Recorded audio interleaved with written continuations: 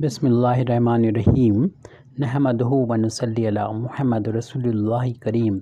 ये problem differential equation के ordinary simultaneous differential equation से है। Solve the simultaneous differential equation x d y over d x plus z is equal to zero, x d z over d x plus y is equal to zero. यहाँ पर y और z dependent variable है और x यहाँ पर independent variable है। इस तरीके से जो गिवन इक्वेशन है, पहले यहाँ पर हम सॉल्यूशन में इसको लिखेंगे। The given differential equation x d y over d x plus z is equal to zero, इसको इक्वेशन नंबर 1 डाल दें। और दूसरी जो इक्वेशन है x d z over d x plus y is equal to zero, इस equation number 2 डाल दें। हमारी ये कोशिश रहेगी कि इक्वेशन 1 और 2 की हेल्प से इस तरीके से इसमें इसको चेंज करें कि डिपेंडेंट वेरिएबल एक ही बचे, या तो y या z। तो y और z में से किसी एक को हमें यहाँ पर एलिमिनेट करना होगा। अगर हम चाहें कि z को इक्वेशन z को यहाँ पर इसको एलिमिनेट करना चाहें, तो इसके लिए हम यहाँ पर D z over d x की वैल्यू को फाइंड करके इक्वेशन नंबर 2 से फाइंड करके और इक्वेशन नंबर 1 में रखेंगे। लेकिन इक्वेशन नंबर 1 में ओनली z है, इसलिए इसे D z over d x बनाने के लिए इक्वेशन नंबर 1 को हम x के रिस्पेक्ट में डिफ्रेंशिएट कर देंगे। तो इसी चीज़ को हम यहाँ पर लिखने वाले हैं, differentiating equation 1 with respect to x we get। तो इसको डिफ्रेंशिएट जब करेंगे तो फर्स्ट इसमें दो फंक्शन का मल्टीप्लिकेशन जैसे समझ सकते हैं।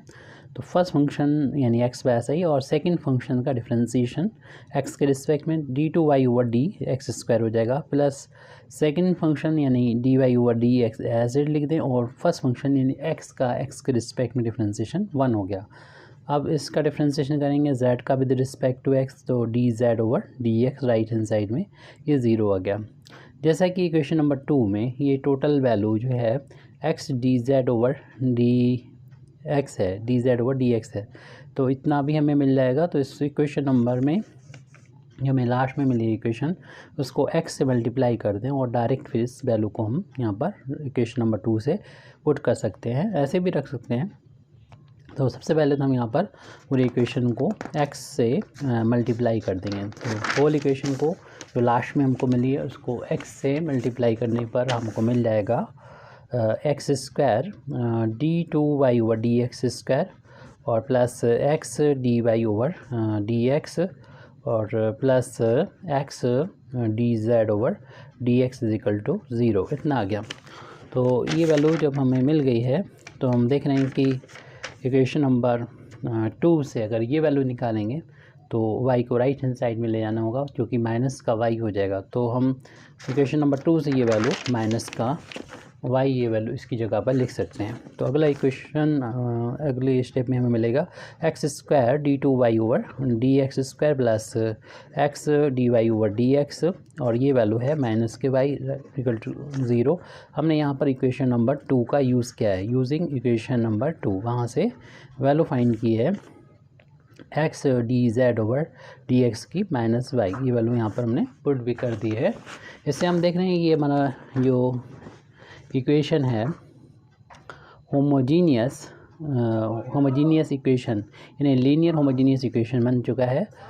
तो होमोजीनियस इक्वेशन को सॉल्व करने का एक तरीका होता है, यहाँ पर हम इंडिपेंडेंट वेरिएबल जो है यानी x की जगह एक दूसरा इंडिपेंडेंट वेरिएबल लेके आते हैं। तो यहाँ पर इसको सब्स्टिट्यूट करते हैं पड़ता है एक वैल्यू को, वो हम यहाँ पर लिख देते हैं पुटिंग यानी x की जगह पर एक नया इंडिपेंडेंट वेरिएबल t है तो e to the power z इस तरीके से रखते हैं, पुट करते हैं। और इसके बाद में जो डिनोट करते हैं यानी लिखते हैं डिनोटिंग, इसको दिखाते हैं हम लोग को कि d/dt जब भी मिलेगा उसके यहाँ पर कैपिटल D का हम लोग यूज़ करते हैं। ये डायरेक्ट प्रोसेस होती है। यहाँ पर जो जितनी बार डिफ्रेंशिएशन हो रहा है y का x के रिस्पेक्ट में उतनी x की पावर से यहाँ मल्टीप्लाई हो रहा है। तो ये जो वैल्यू होती है x dy/dx बदल जाती है इस सब्स्टिट्यूशन के थ्रू। हालांकि यहाँ पर हम उसको दिखा नहीं रहे किस तरीके से बदलती है और आपको भी नहीं दिखाना है। dy बदल जाएगी और d का मतलब है d/dt। इसी तरीके जो सेकंड डेरिवेटिव है वो कन्वर्ट हो जाता है इस सब्स्टिट्यूशन के थ्रू।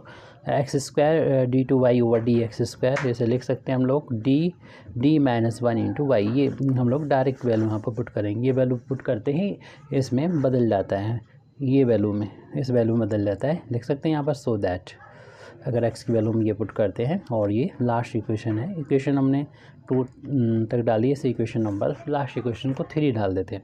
तो इस इक्वेशन नंबर 3 जो है कन्वर्ट हो जाएगा। देयरफॉर द इक्वेशन हमारा जो 3 है वो हो जाएगा बिकम्स कन्वर्ट हो जाएगा। ये वैल्यू इसकी वैल्यू की जगह पर जो फर्स्ट टर्म है इसकी जगह पर तो हमें ये वैल्यू रखनी है, यानी d-1 y और प्लस ये x dy/dx की यहाँ पर ये dy रखनी है और माइनस y है राइट हैंड साइड में 0 है, माइनस y है राइट हैंड साइड में 0 है। पूरे इक्वेशन हम देख रहे हैं y कॉमन है राइट हैंड साइड में, इसको बाहर ले लें क्योंकि d-1 एक ऑपरेटर है, d ऑपरेटर है, -1 यहाँ पर बचेगा ऑपरेटर, y = 0।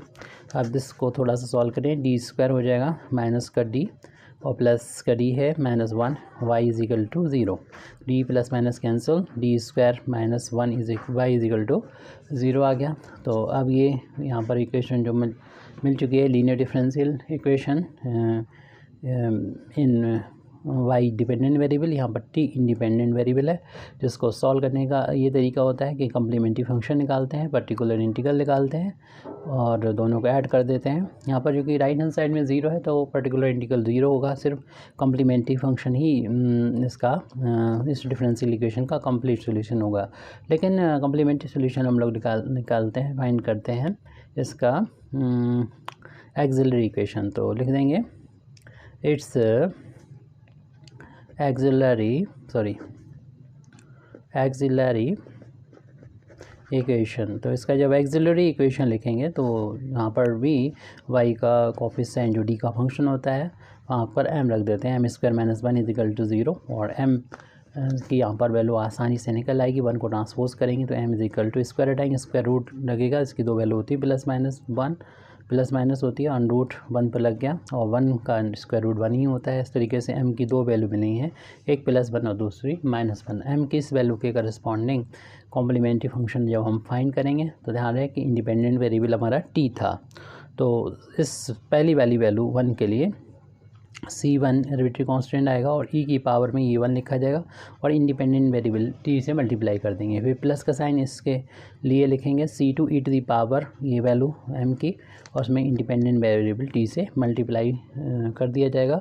तो यहाँ पर c आ गया। और पर्टिकुलर इंटीग्रल की वैल्यू अगर हमें राइट हैंड साइड में 0 ना आता तो इस तरीके से निकालते हैं कि 1/y का जो कोफिशिएंट है यानी d² - 1 वो ऑपरेटर तो हम यहाँ पर लिखते हैं और उसके बाद में जो डिफरेंशियल इक्वेशन के राइट हैंड साइड में होता, अगर 0 ना हो के कुछ और होता तो लिखते हैं यहाँ पर 0 है तो ये वैल्यू पूरी 0 आ जाएगी पर्टिकुलर इंटीग्रल। और इस तरीके से इस डिफरेंशियल इक्वेशन यानी जो y डिपेंडेंट वेरिएबल है तो y की value in terms of independent variable मिलेगी।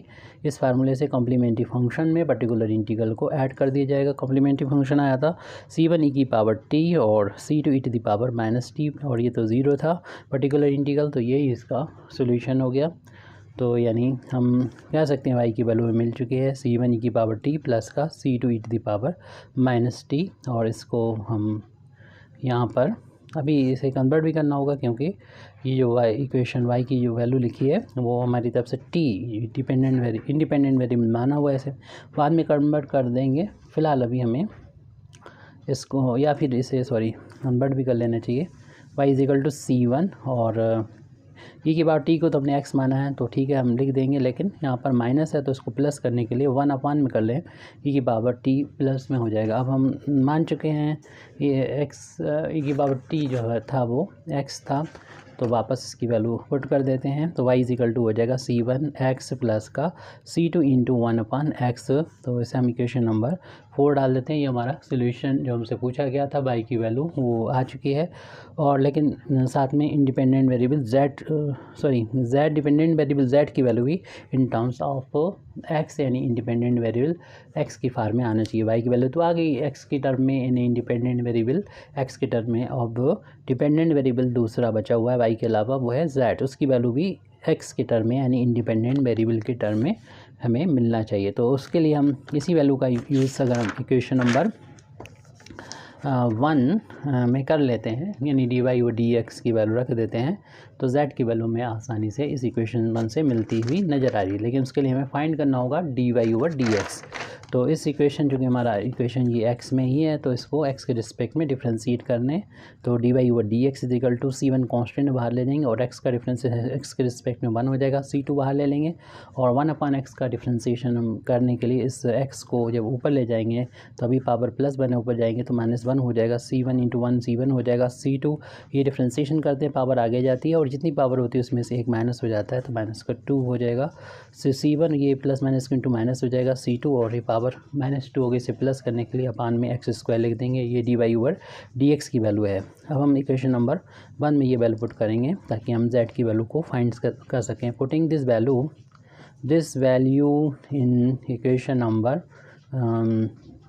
1, तो वहाँ पर था इक्वेशन नंबर 1 में x into dy over dx और dy ओवर dx की वैल्यू ये है c1 माइनस c2/x² और प्लस का z इजिकल टू ये वैल्यू 0 के बराबर थी और z की वैल्यू फाइंड करना है तो हम इस टर्म को उधर ले जाएंगे तो z की वैल्यू आ जाएगी, इसको उधर लेंगे, ये वाला टर्म प्लस का हो जाएगा यानी c2/x पहले लिख दिया या c1 को पहले ही लिखना चाहिए हमें और फिर चलिए इसको पहले मल्टीप्लाई कर देते हैं। x का मल्टीप्लाई करेंगे c1x आ जाएगा, माइनस का जब x का मल्टीप्लिकेशन यहाँ पर करेंगे c2/x² में तो हमें यहाँ पर x से एक पावर कैंसिल होती हुई नज़र आ रही है मिल रही है, तो यहाँ से हमें साथ में z की वैल्यू निकालना है तो इस टर्म को जो उधर ले जाएंगे तो c1x से हो जाएगा माइनस का और ये हो जाएगा प्लस का c2 ऊपर और x की एक पावर बची हुई है यानी x बचा हुआ है।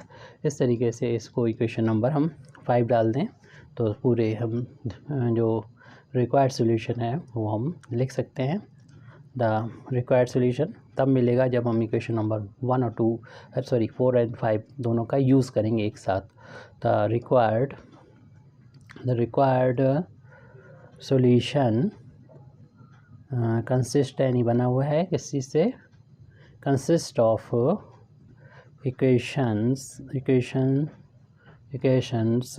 4 एंड 5 यानी 4 और 5 को हम जब दोनों देखेंगे तब मिलेगा, या फिर आप y की वैल्यू और z की वैल्यू दोनों यहाँ पर रख दें और बता दें हमारा ये इसका सोल्यूशन है। Thank you very much Indeed for listening me व आखिर दावाना अल्हम्दुलिल्लाहि रब्बिल आलमीन।